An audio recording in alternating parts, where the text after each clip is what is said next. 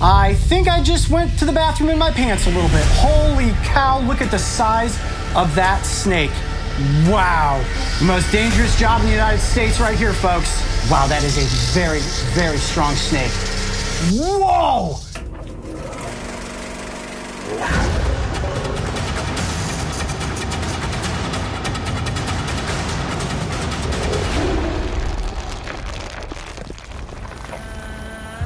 When it comes to creatures that humans are afraid of, I always say there's the three big S's: sharks, spiders, and snakes.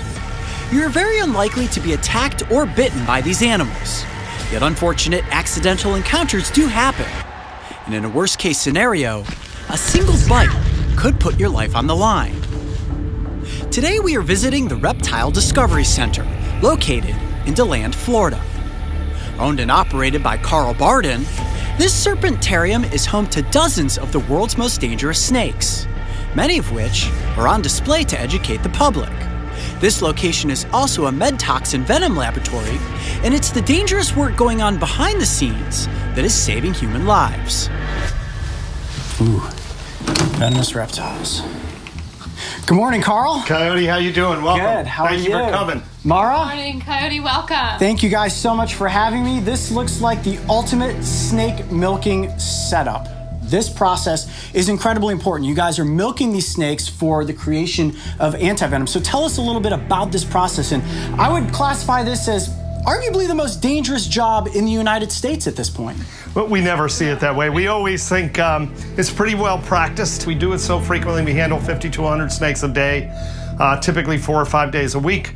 And probably most importantly, a number of these venoms are produced for the antivenoms, both here in North America and around the world. So let me just repeat that real quick. You said between 50 and 100 snakes a day. Have you ever been bitten in the process of milking snakes? Because accidents do happen.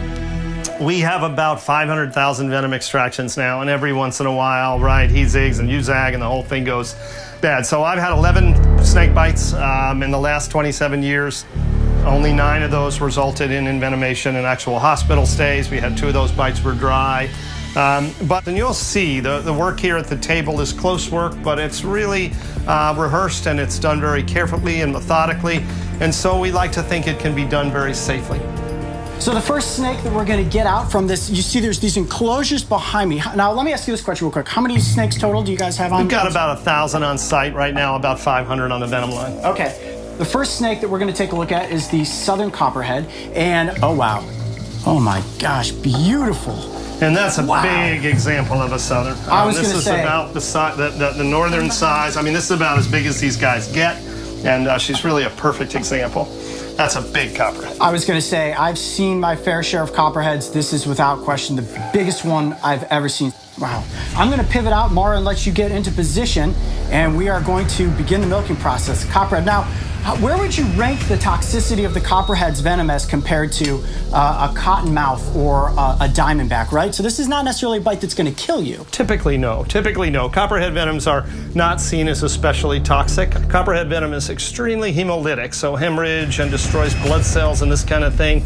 And that's a lot of copperhead venom, something like 50 milligrams in a shot, perhaps a little bit more for her. And probably takes well over 100 milligrams of copperhead venom to actually kill somebody. So it's just not typically a lethal dose that you get in a bite. She's beautiful. If you want to touch her, it's just a spectacular snake. Oh my gosh. In every regard. And we always think that color, that pattern is just unmatched. Amazing. I mean, that venom yield right there, you can just hear the power of those fangs going into they the little bite, plastic a very covering there. decisive bite, a rapid bite. And so, it's an easy snake. You can see why copperheads bite more people in the eastern United States than anything. Yep.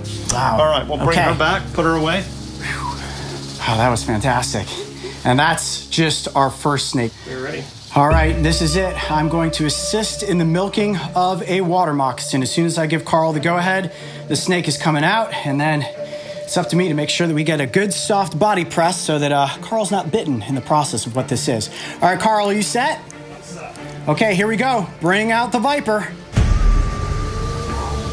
All right, again, kind of an average-sized snake, perfect condition. And this is really typical of our local cottonmouth. This guy's a Volusia County snake. She was caught right here as a baby. These guys are really prolific or common in some of the forests surrounding to land. All right, let's go. We'll bring this guy in. I'm going to do the same kind of sweep here. Come on in with your press. Good, beautiful. You've got her. You're excellent. I've got her. You can pick her up. You're safe. Good. Put your press down. Get a hold of that body. Excellent, Coyote. And make sure your hands covering that vent or you're going to get... Oh, going to get musked on? Okay. Yeah, really good. Really good. Let's see if she'll give us a shot here. There she goes. Yeah, look at that. You can feel the power in the whole body when they bite down like that. Oh, yeah. There she goes Holy again. mackerel. Nice, good. Perfect. All right, we're going to return her to her cage. Okay. You got her. Excellent, Coyote. Oh, my hands are shaking. Job. You did it. That, Really good. You know, I was hands-on with the snakes in Australia when we milked those species, but didn't necessarily have that pressure of having to gently pin down the body. But anytime you're that close to one of these animals, I mean, even a slight margin of error can go catastrophically wrong. And from the venom yield that you see that came out of that snake, just unbelievable. It's just one bite from one of these snakes. So Coyote, that was excellent. I feel all that adrenaline rushing through me. That's one snake, and I wasn't even holding the snake by the head. So I can only imagine you doing this for a couple hours at a time, snake after snake after snake. And if you thought the water moccasin was impressive, now we're going to bring out the eastern diamondback, which arguably is the most dangerous pit viper in the United States based on venom yield. I have a feeling that this is going to be intense. Wow, that is a big eastern diamondback. I think I just went to the bathroom in my pants a little bit. Holy cow, look at the size of that snake. Wow. That might be the biggest eastern diamondback I have ever seen. Wow. Okay, so now one of the key elements Don't get any closer than you are right now. Okay, yeah, no, I see. She's, you know, I'm just gonna go like this and talk over to the side like this just in case. You see she's in that classic S-strike pose. Now, what makes these snakes so dynamic is that heat-sensing pit on the front of their faces, right? So right now, she's looking at me, she sees a heat signature that's definitely too big to be a prey item, which means I am likely a predator. I'm a threat at this moment. And like Carl said, I don't want to get any closer because as you can see, they strike incredibly fast. And that strike happens so quick, if you're bitten by a snake of this size, it has the potential to kill you without question. No question about it. An eastern diamondback, a bite from an adult eastern diamondback rattlesnake is a potentially fatal snake bite. There's no question. Now, when it comes to eastern diamondback versus western diamondback, which one do you think is more dangerous, Carl? You can see she's getting agitated I think now, both right? of those, I'm just going to shift her on the table a little bit. Yep. I think both of those snakes are probably equally dangerous. Eastern diamondback venom is probably just the slightest bit more toxic, but just a little bit. And quantity-wise and size-wise, both of those guys are very serious rattlesnakes. So I think you're probably an equal on dangerous. Everybody good? I'm going to go ahead and catch him. Yes, it's time. All right, here we go, guys. We're going to do the... I'm going to shift. I've got to shift him. Hold on, baby. Yep. Take just a step back here. No pressure yet. The most dangerous job in the United States right here, folks. There's a little now to keep them on the table. I'm going to shift him a And little coming off. bit. Yep. Carl, Good. you're unbelievable. The focus that it takes, guys, to perform what this is. Don't change anything. You're good. Easy. Okay. All right, I got the backside. Wow, that is a very, very strong snake. Unbelievable muscular power without the body. For a bite? Okay, you guys good? Whoa! That was a serious venom yield right there. My goodness. And that's really what makes the eastern diamondback so potentially dangerous, is that capability to really pile it out when they need to. Look at those fangs. Oh, and I actually see it's got a double set of fangs, which means it's getting ready to shut out one of those fangs, right? That's exactly right. Yeah. Yes. Wow, look at that. All right, guys, zoom in as best you can to get a shot of those fangs. You can see the hooked nature. If you're bitten by one of these snakes, it's going to be a very, very bad day. A bite from this viper will definitely kill you if you do not receive anti-venom treatment. Okay, is it okay to let go of the tail? Good. Wow, look at that rattle. Okay, Very going good, back in. Coyote. Excellent.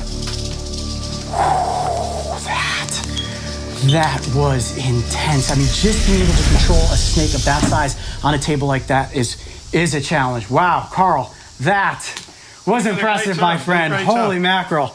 It's important to note that this venom will go into the creation of anti-venom, which eventually will save lives. So the work that Carl and Mara are doing here on a daily basis is saving anybody who accidentally comes upon one of these snakes and is bitten.